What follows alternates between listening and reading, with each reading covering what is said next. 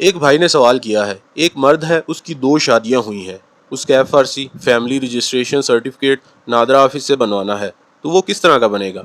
دونوں بیویوں کا اکٹھا FRC بنے گا یا علیحدہ علیحدہ؟ یہ بہت ہی اچھا سوال ہے۔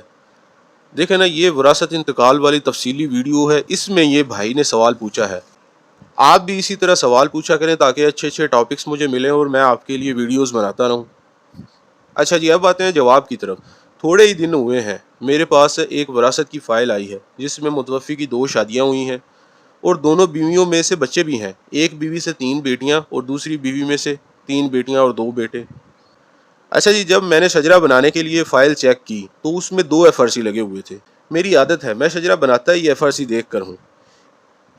ایک FRC متوفی ماں اور 3 بیٹیوں کا علیحدہ سے ہے اور دوسرا FRC متوفی ماں، 3 بیٹیاں اور 2 بیٹوں کا علیحدہ سے ہے، کیونکہ FRC بنتا ہے بلڈ ریلیشن پر ہے۔ مثال کے طور پر دوسرا FRC جس میں 2 بیٹے اور 3 بیٹیاں ہیں، تو پہلے FRC میں جو ماں ہے ان کے بلڈ ریلیشن میں نہیں آتی، وہ ان کی سوتیلی ماں ہے، اس لیے 2 FRC علیحدہ علیحدہ ہی ہوتے ہیں۔